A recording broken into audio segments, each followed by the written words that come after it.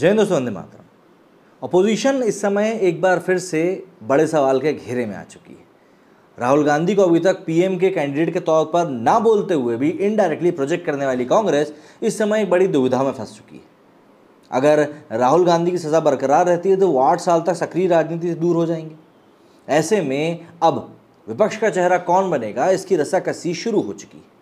क्या विपक्षी एकता की दिशा में नेतृत्व का चेहरा तय करना सबसे बड़ी बाधा है? नेतृत्व का मसला आखिर क्यों 2024 आम चुनाव से पहले मुखर होकर सामने आ रहा है? क्या इस मामले पर विपक्षी दलों के बीच सहमति का बीच का रास्ता निकल सकता है? पिछले कुछ दिनों से इस मसले पर कांग्रेस और क्षेत्रीय दलों के बीच लगातार बयानबाजियां हुई हैं। विपक्षी एकता की कोशिश में नेतृत्व का चेहरा किसका होगा, इसे लेकर कांग्रेस में दो राय। पार्टी का एक वर्ग और गांधी परिवार का विश्वासी चुनाव में राहुल गांधी को चेहरा बनाने के पक्ष में था। उनका तर्क था कि भारत जोड़ो यात्रा और पिछले कुछ सालों से लगातार संघर्ष करने के बाद राहुल गांधी विपक्ष में अकेले सबसे स्थापित और स्वाभाविक चेहरा है। दूसरा वर्ग विपक्षी एकता को मजबूत करने की दिशा में नेतृत्व को लेकर समझौता करने के पक्ष में है। दिलचस्प बात यह है कि खुद राहुल गांधी की भी यही राय थी। पार्टी के एक सीनियर नेता के अनुसार राहुल गांधी इस मामले में समझौता करने के लिए तैयार भी थे। पिछले कुछ मौकों पर राहुल ने इस बारे में संकेत भी दिया कि वो पीएम पद के दावेदारों की लिस्ट में नहीं। दूसरे विपक्षी दलों का तर्क है कि कांग्रेस को इस बारे में एक स्पष्ट राय रखनी होगी और बार बार इस स्टैंड में बदलाव उलझन ही पैदा करेगा। लीडरशिप को लेकर क्षेत्रीय दलों में दावेदारों की कमी नहीं है। उनमें से कुछ ने तो अपना चेहरा परोक्ष रूप या फिर अपरोक्ष रूप से घोषित भी कर दिया है। 2024 आम चुनाव के मद्देनजर टीएमसी की ममता बनर्जी, जेडीयू के नीतीश कुमार, आम आदमी पार्टी का अरविंद केजरीवाल, बीआरएस के चंद्रशेखर राव की महत्वाकांक्षाएं सामने आई हैं। उसे देखते हुए कांग्रेस के लिए विपक्षी एकजुटता का मंच सजाना आसान नहीं होगा। अखिलेश यादव भी इस रेस में पीछे नहीं है। तेलंगाना के सीएम राव ने तो खुद को नेतृत्व का चेहरा स्पष्ट रूप से घोषित कर दिया है। अखिलेश यादव ममता बनर्जी के नेतृत्व को स्वीकारने की बात करते रहे हैं। जानकारों के अनुसार नेतृत्व को लेकर यह उलझन विपक्षी एकता की दिशा में सबसे बड़ी बाधा है। 2019 में भी ठीक यही हुआ था।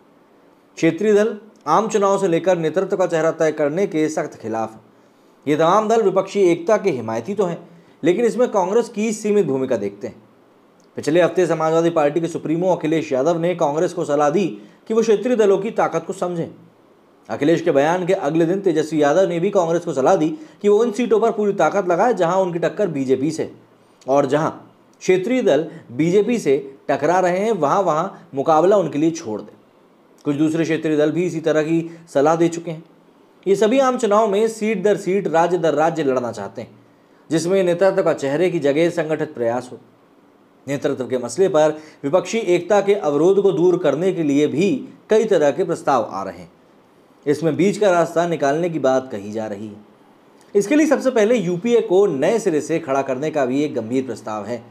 इसका संयोजक किसी गैर कांग्रेसी विपक्षी नेता को बनाने पर भी एक प्रस्ताव था।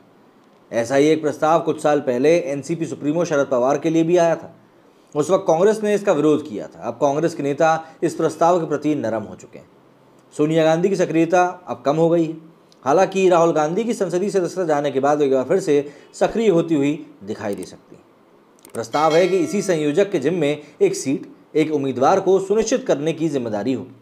मगर इस प्रस्ताव को अमल में लाना भी कोई इतना आसान नहीं है, क्योंकि इस समय जो रस्साकशी मची हुई है, उस रस्साकशी का सीधा सीधा जवाब किसी के भी पास नहीं है। इस मैदान में ऐसा लगता है कि हर कोई राजा है, और जो अपने आप को राजा नहीं कहलाना चाहता है वो अपने आप को पहले ही सम्राट घोषित करके बैठा हुआ है।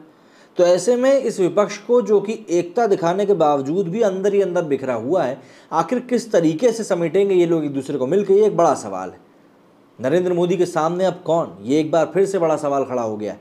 पहले तो दबी जुबान में कोई ना कोई राहुल गांधी के नाम ले लिया करता था, लेकिन अब तो वो भी नहीं हो सकता। तो ऐसे में सभी के पास पत्ते खुले हुए हैं, फिर चाहे वो अरविंद केजरीवाल हो या फिर अखिलेश यादव हो या फिर नीतीश कुमार हो, कोई भी हो, सबके पत्ते यहाँ पर खुले हुए हैं। और इन सबसे ऊपर ममता बनर्जी तो बंगाल में नरेंद्र मोदी को हरा कर बैठी हैं। तो ऑब्वियस सी बात है, वो भी अपना दावा पीछे तो नहीं करेंगी। आपको क्या लगता है, आखिर कौन बनेगा 2024 में विपक्ष का चेहरा? कमेंट करके ज़रूर बताइएगा। मेरे इस वीडियो में फिलहाल इतना ही। जय हिंद, जय भारत।